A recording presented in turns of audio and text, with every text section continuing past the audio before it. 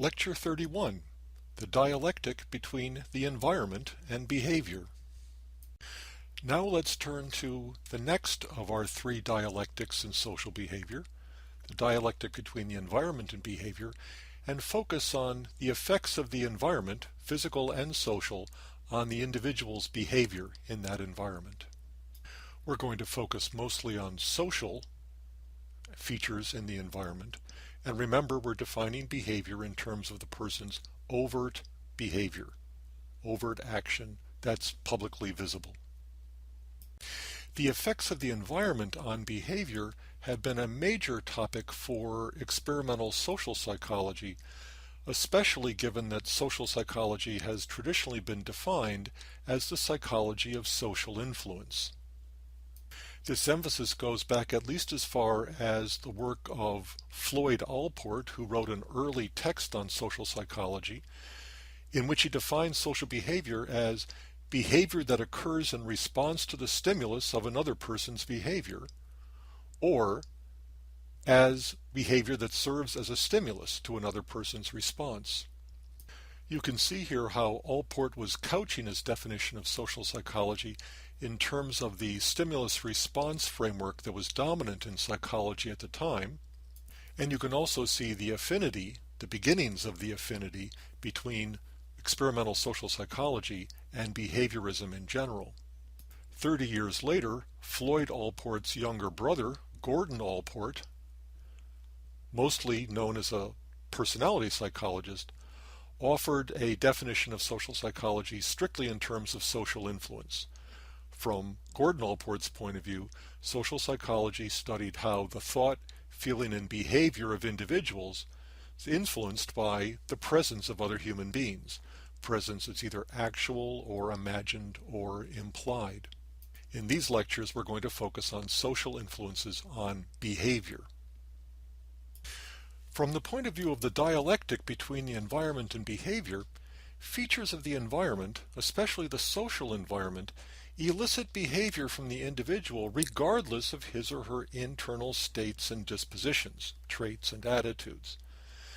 This direction of causality is expressed well in the doctrine of situationism and is exemplified by a large body of social psychological research influencing social influences on behavior. In each of these cases, the individual's behavior is influenced by the environmental situation in which that behavior occurs. A classic study of social influence, perhaps one of the most famous social psychological experiments of all time, is work by Solomon Asch on the subject of conformity. In Asch's experiment, subjects were recruited for what was presented as an experiment on perception, and in the experiment they were asked to indicate which of three comparison lines matched a standard line in length. And of course, this is a fairly straightforward perceptual task, and subjects make few errors on it, though of course the matching is more difficult on some trials than on others. In Asch's experiment, subjects were run either individually, one at a time, or in groups. But in fact, even when the experiment was run in groups, there was actually only one real subject. All the other subjects were actually confederates of the experimenter who were acting in accordance with a prearranged script. And the purpose of the experiment was to see how the behavior of these confederates would affect the behavior of the one subject. In one version of the Asch experiment, all the subjects, including the confederates, announced their judgments publicly. And on critical trials, the situation was arranged so that the one real subject went last. On some trials, the confederates were instructed to agree on the correct response. On other trials, they were instructed to agree on the incorrect response.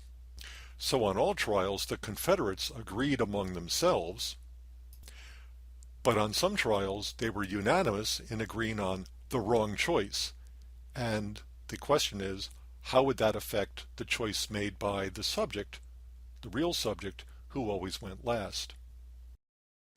This graph shows the results of the experiment in terms of the percentage of real subjects who conformed to the objectively erroneous judgments of the others in the group, the Confederates.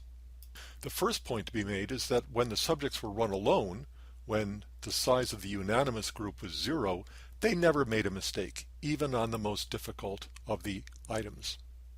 And when the subjects were run with only 1 or 2 Confederates present, their subjects were largely unaffected by the behavior of the Confederates. Though you can see there was an increase in conformity when there were 2 Confederates as opposed to only 1.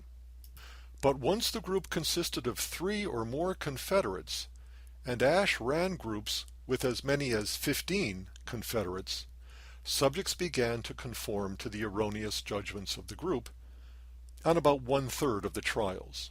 They didn't always conform, but they did conform. They conformed about 1/3 of the time. So here we have our first effect of the social environment on the behavior of the individual. The number of people in the unanimous group affects whether the subject is going to conform to their judgment or not. Now, in the experiment I just told you about, the Confederates were unanimous in their judgments. But in a follow-up study, Ash arranged the procedure such that the Confederates were unanimous in their erroneous judgments on some trials, but on others, one single Confederate, just one, dissented from the judgment of the majority. So Ash was interested in how this feature of the social situation, the presence or absence of just a single dissenter from the group, would affect the subject's behavior. And here are the results of that experiment. Remember, we've got a single subject in the presence of a group of 7 experimental Confederates. On some trials, these Confederates are unanimous in making the wrong choice.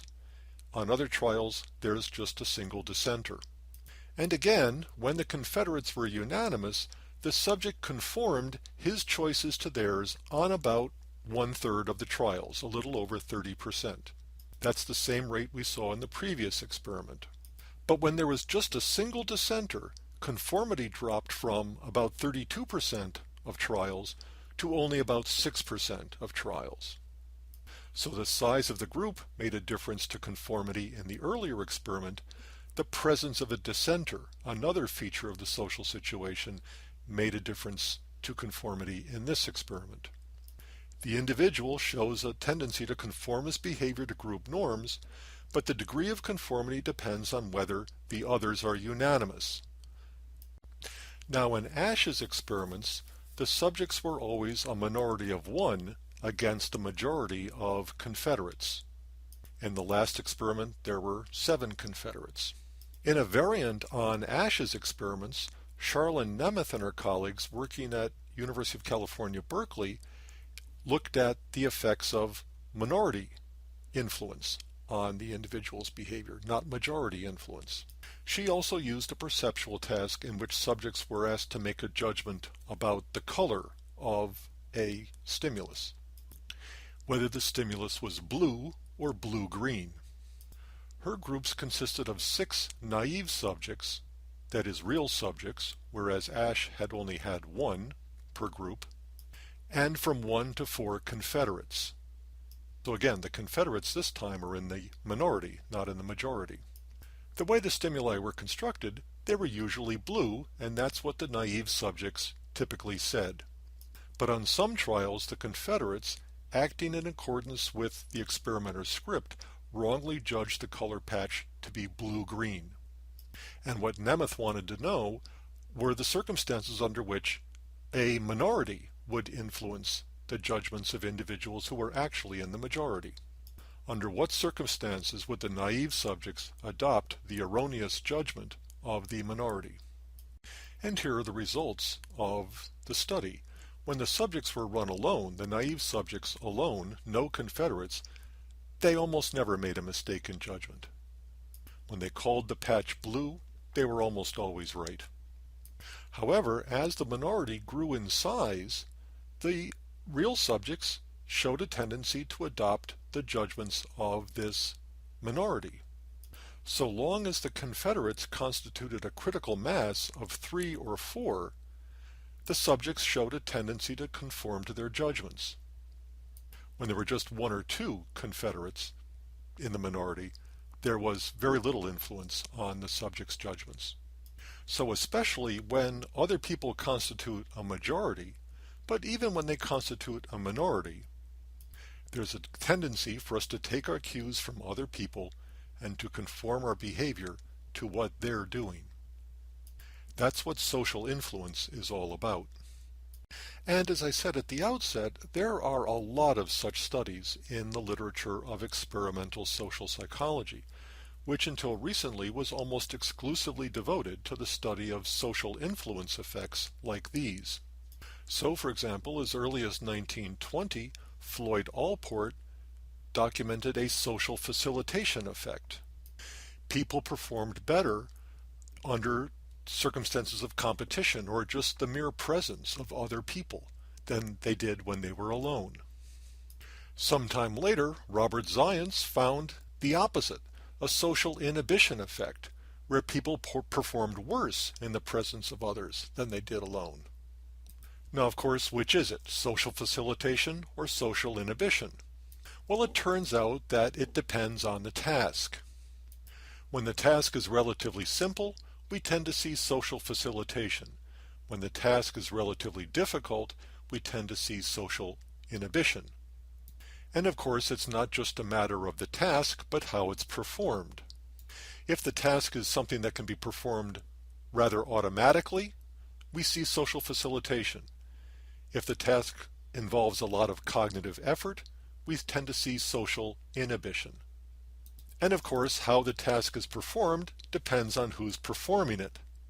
So it turns out that when somebody's an expert at a task, the presence of others tends to facilitate or improve task performance. But when somebody is a novice at a task, the presence of others has a deleterious effect, tends to inhibit task performance. Social facilitation and social inhibition are called social presence effects or mere presence effects because they're the effects of merely having an audience for your behavior. But sometimes other people aren't merely the audience, we're actually working with them on some task. And in such circumstances, we'll often observe a phenomenon known as social loafing, which is to say that people, when they're working in groups, tend to work less hard than they do when they work individually. The fact that we're working with other people tends to diminish the amount of effort and energy we put into whatever task we're performing. Here are some demonstrations of the social loafing effect from an early study by Latané and his colleagues. They brought subjects into an acoustic laboratory and asked them to cheer or clap or shout just as loud as they could. Sometimes the subjects were run alone, others in groups of 2, 4, or 6. And the finding was that subjects made much more noise when they were run alone than they did when they were run as part of groups.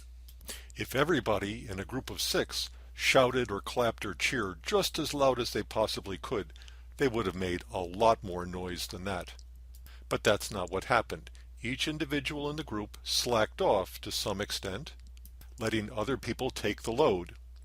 The result being that in a sense, the group is less than the sum of its individuals. Now in these lectures, we're mostly concerned about the effects of the social environment on the individual's behavior, but there are also studies of the effects of the physical environment. For example, crime statistics tell us that the rate of violent crimes such as rape and murder tends to be highest during the summer and lowest during the winter. It's not clear exactly why this is the case, but there seems to be something about high levels of heat and humidity that brings out the worst in the individual. In fact, there's a whole new field of psychology known as environmental psychology, which is concerned precisely with the effects of the physical environment on the experience, thoughts, and actions of the people in those environments. Whether it's heat and humidity or crowding, the color of the walls in schools and hospitals and prisons, whether people are working or living on the upper or lower floors of skyscrapers, whether they have access to direct sunlight or only indirect sunlight. It turns out that these features of the physical environment make a difference to people's thoughts and feelings and desires and behaviors.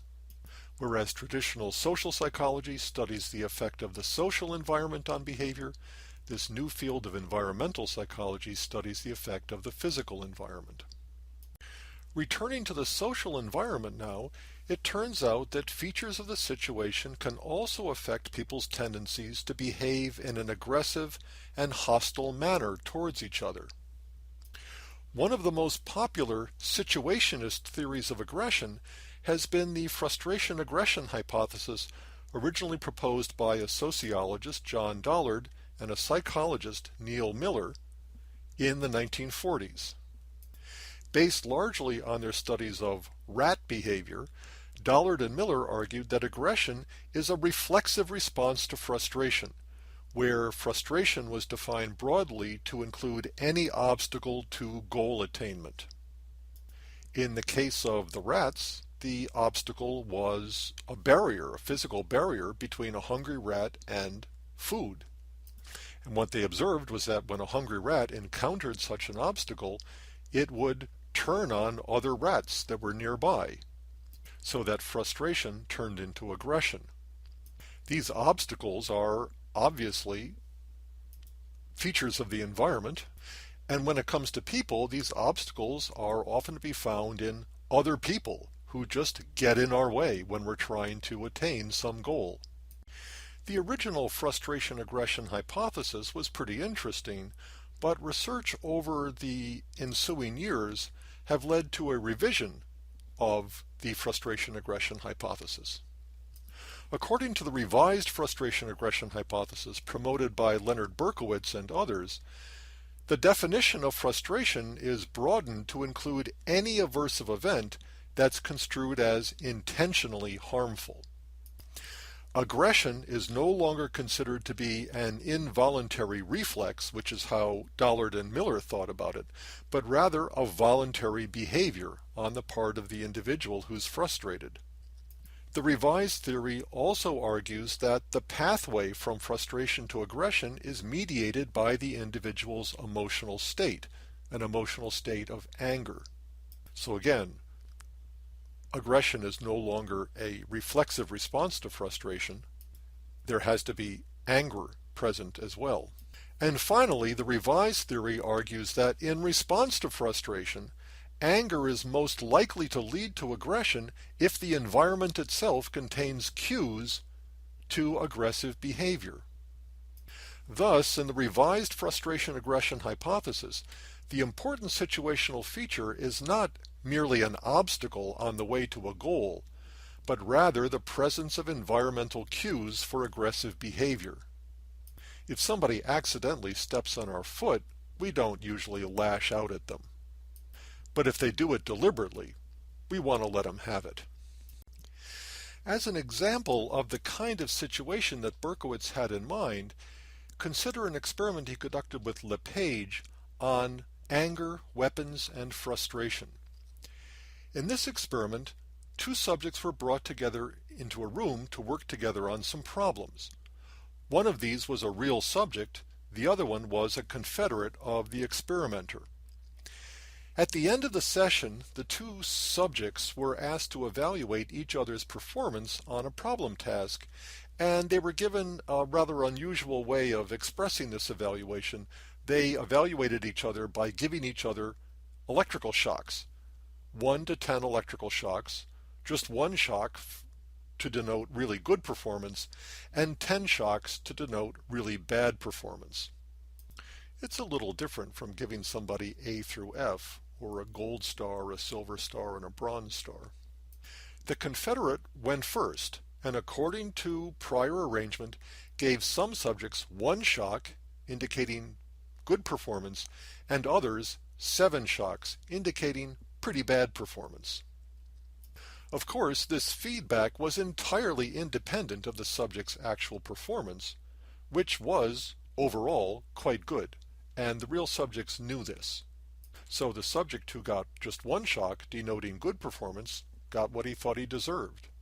But the subject who got 7 shocks, denoting pretty bad performance, knew that he was being treated unfairly. The intent of this procedure, of course, was to induce anger in the subjects. Then, when it came the time for the subjects to evaluate the Confederate, they had an opportunity to retaliate, to aggress against the Confederate. And so they did. Subjects in the angered condition delivered more shocks than those in the control condition. I'll show you that result in a moment. But we're not finished with the experiment. The really important variable in this experiment was the presence of cues for aggression. As amazing as it is to think about it, in some conditions the laboratory room was outfitted with a number of actual guns, a revolver, a shotgun, and the like. In a control condition, the weapons were replaced by badminton equipment, rackets, shuttlecocks, and so forth. There was also a control condition in which there were no objects of any sort in the room. So some subjects received and delivered electrical shocks in the presence of weapons. Other subjects received and delivered electrical shocks in the presence of athletic equipment, and others in the presence of nothing special at all. There was another minor variable where the experimenter informed the subject that the objects in the room belonged to the Confederate, that they were his guns or his badminton equipment. Here are the results of the study. In the control condition, where the subject got only a single shock, there wasn't much aggression. Although you'll note that even here the subjects delivered more shocks to the Confederate than they received from the Confederate. And for that matter, when subjects received the high levels of shock, they actually retaliated with less shock on average than they received. Remember, they received 7 shocks, and the overall average is about 5 shocks delivered to the Confederate. Still, the most important finding is that within the angry condition, retaliatory aggression reached its highest levels by subjects who were run in the presence of weapons, even when the experimenter made it clear that the weapons did not belong to the subject himself. Apparently, the mere presence of weapons in the room, a situational cue, was enough to increase the amount of aggression directed by the subject toward the Confederate. This has come to be known as the weapons effect. In subsequent years, the weapons effect has stimulated considerable research on the effects of media portrayals of violence on aggressive behavior. It's well known, for example, that aggressiveness is significantly correlated with exposure to violence on TV, in the movies, and on video games. Now, whether the exposure causes the aggression, or whether they're both effects of a third causal variable, that remains a point of rather heated controversy. But the correlation between media violence and personal aggressiveness may turn out to be a real-world instance of the weapons effect. An extensive line of research on social influence was stimulated by the tragic case of Kitty Genovese, a woman who, according to the story, was brutally assaulted and murdered while a large number of her neighbors looked on without doing anything to help her. Actually, though, the popular story is something of an urban legend. Kitty Genovese was brutally assaulted and murdered. But it's not the case, as the legend has it, that 38 people witnessed the stabbing and did nothing. In fact, nobody actually saw the murder itself, and some people who heard the activity actually did try to help. Still, the overriding question was, what causes people to help when they help? We usually refer to altruism as a personality trait, assuming that some people are more altruistic than others, and that altruistic people are more likely to render assistance in an emergency even at some cost to themselves. But of course, features of the social situation may be important too. And it turns out that the presence of others can, under some circumstances, actually deter helping behavior. It was that discovery that made this research classic research in experimental social psychology. Darley and Latané recruited subjects for an experiment in which they were asked to complete some straightforward personality questionnaires. Some subjects completed the questionnaires alone in a small booth. Others completed the questionnaires in small groups.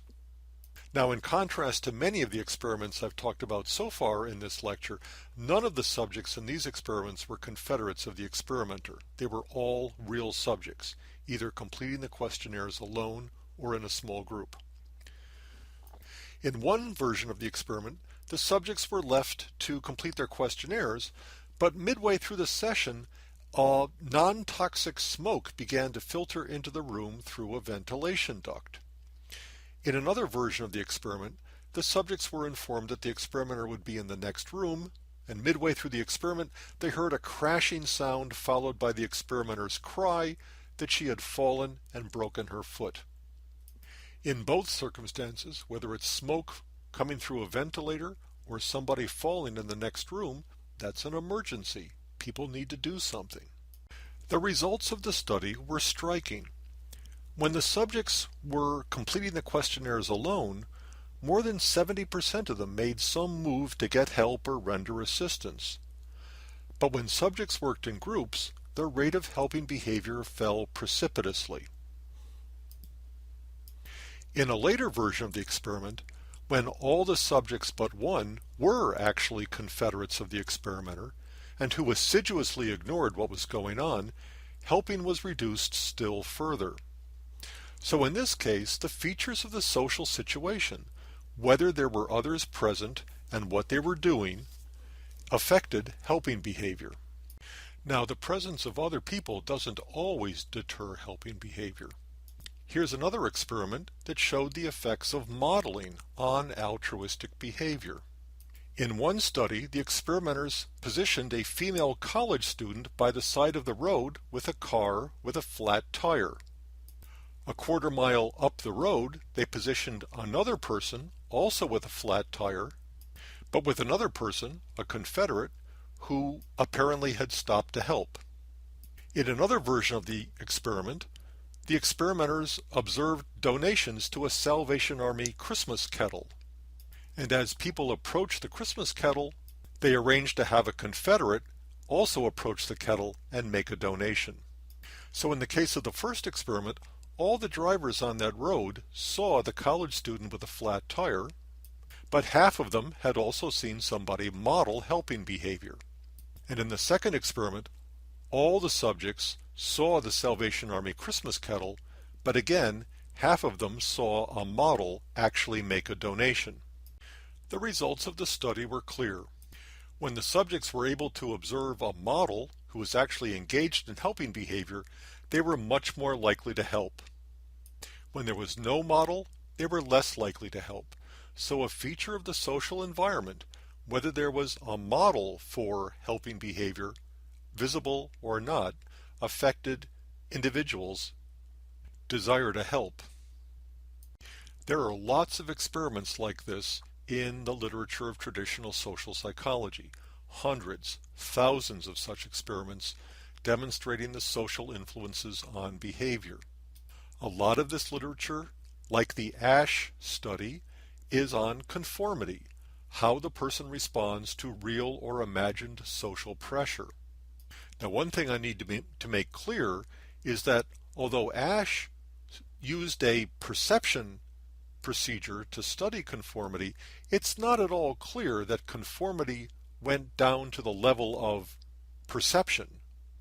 It's entirely possible that the subjects in that experiment knew which was the right answer, but simply conformed at the level of behavior to the judgments of the other people in the group. It's not at all clear, and Ash admitted this, that the social pressure led the subjects to actually perceive the length of the lines differently. We're talking about social influences on behavior here. Now, in a conformity situation, everybody's of equal social status. They were all college students. There's another literature on social influence on what's known as obedience, or obedience to authority, where there is an unequal power relationship. And finally, there's a large literature on compliance, on what determines whether somebody is going to respond to an explicit request, like to sign a petition or give money toward a gift. In all these domains, we can see clearly the influence of the social situation. The presence of other people, what they say, and what they do has a tremendous impact on what the individual is going to do. The effect of the social environment on the individual's behavior is nicely captured by the psychosocial law proposed by Bibb Latané as part of his general theory of social impact. Latané is the same person who did those classic bystander intervention studies, and the psychosocial law is explicitly modeled after Stevens' law, which you'll remember from the lecture on psychophysics. Latané is interested in the magnitude of social influence, and he believes that there are three general determinants of the amount of social impact that impinges on an individual.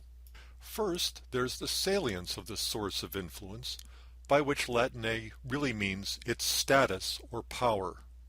Then there's immediacy, the closeness between the target and the source in space and time, and whether there are any barriers to social influence.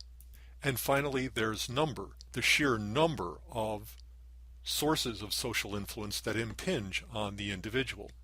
Latané's psychosocial law simply says that the amount of social influence that impinges on a person will be a function of the number of sources of social influence there are in the environment.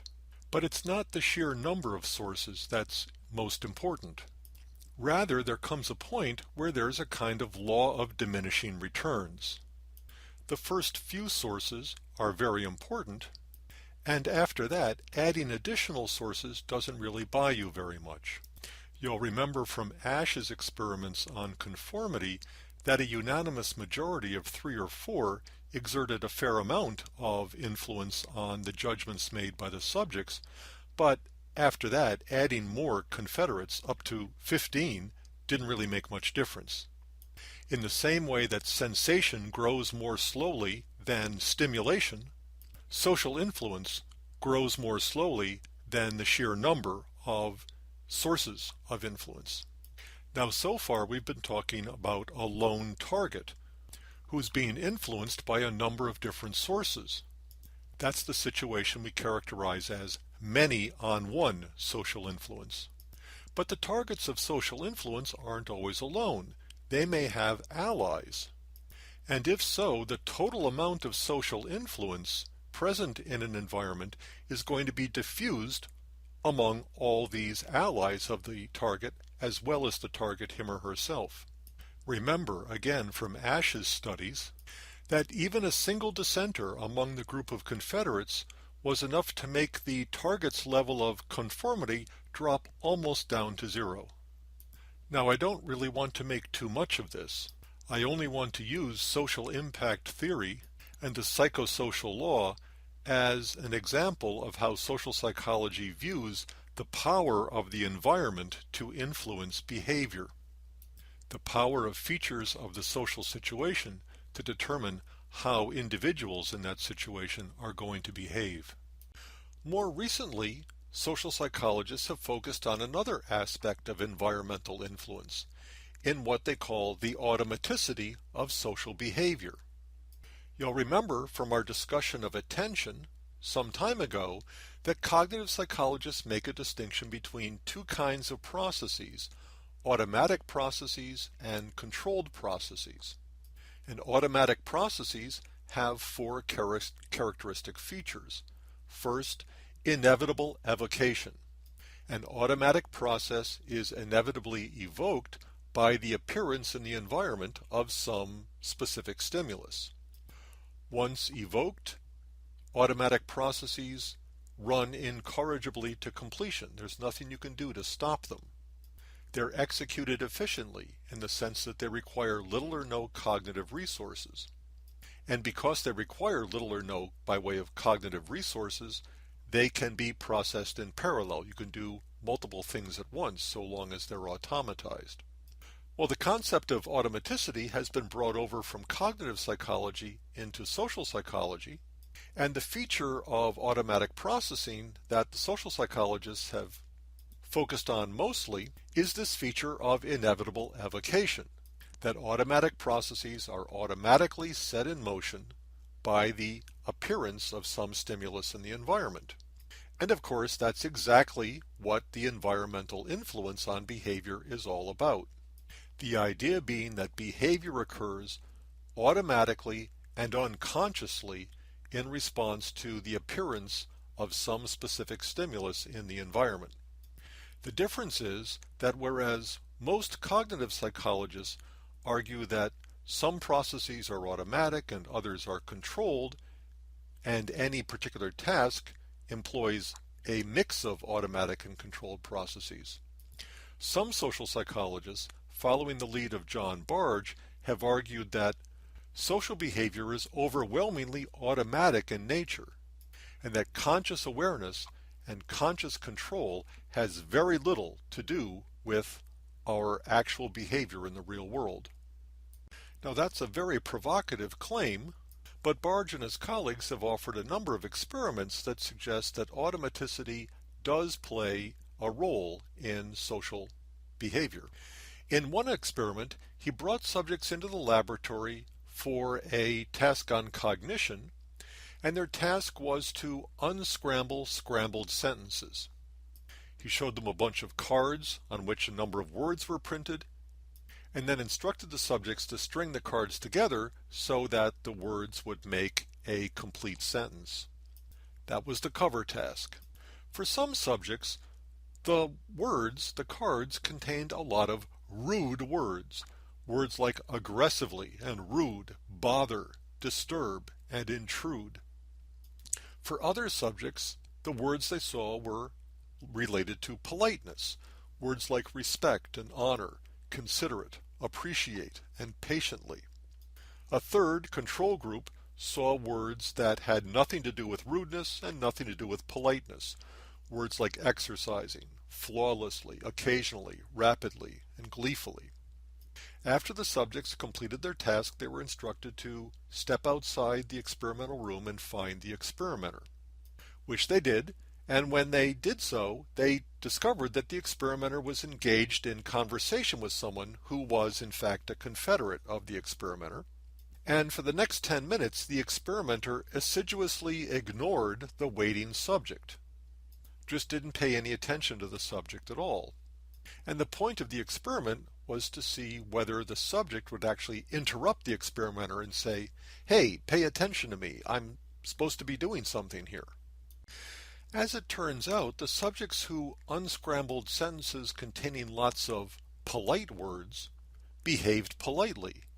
Fewer than 20% of them actually interrupted the experimenter. They just waited there for 10 minutes until the experimenter was finished with his chat. That behavior was quite in contrast to the behavior of the subjects who had unscrambled sentences containing a lot of rude words. Here they were highly likely to interrupt the experimenter. More than 60% of them did. And the subjects who worked with the neutral words were somewhere in between.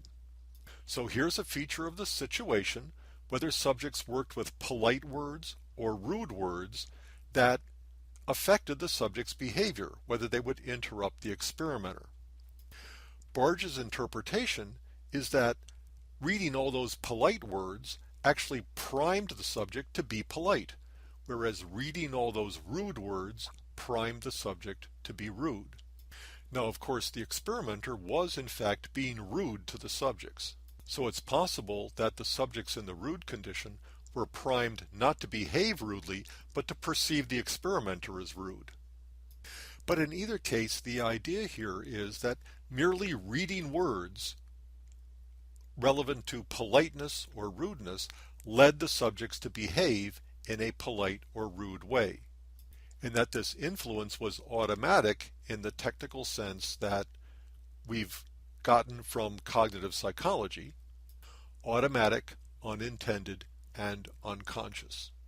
And as I say, Bargh has promoted the view that most social behavior, maybe all social behavior or almost all social behavior, is of just this sort. It occurs automatically as a response to the appearance of certain stimuli in the social situation.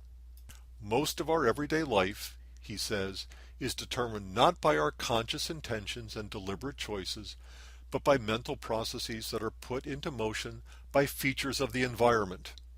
This is the doctrine of situationism in almost pure form, attempting to capture the influence of the environment on the behavior of the individual. Okay, so these were all illustrations about how features of the environment, of the situation, affect the behavior that occurs within that situation. How about the reverse? How does behavior affect the environment? I'm going to have a lot more to say about this subject in the next lecture. But to begin with, if you think about it, all instrumental or operant behavior effectively changes the environment in which it occurs. That's what operant means. The person, the animal, operates on the environment, and that operation changes the environment in some way. Thorndike's cats, confined in the puzzle box, pressed the paddle and changed the environment from one in which the door was closed to one in which the door was open. Skinner's rats and pigeons, confined in the operant chamber, peck at a key or press a bar and change the environment from one in which there's no food in the hopper to one in which there is food in the hopper. Instrumental or operant behavior changes the environment in which it occurs. But now forget about cats and rats and pigeons and reflect on the fact that that's just always the case for us. Remember the doctrine of interactionism. The person's a part of the situation. You can't separate the person from the situation.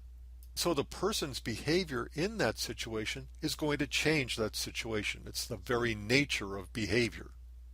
You go to a party, you find it's kind of dull, you do something to liven it up. I don't know, you get up on a coffee table, put a lampshade on your head and start dancing. Whatever it is you do. But that behavior changes the situation. It changes the situation for everybody in that situation. And similarly, the behavior of other people changes the situation in which you find yourself. Because we're part of the situation is constantly in flux. It's dynamically changing as we and the others in that situation engage in various kinds of behavior.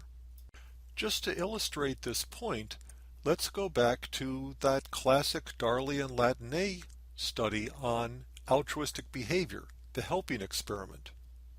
There's smoke coming in through a ventilator shaft, or somebody has fallen and broken her foot.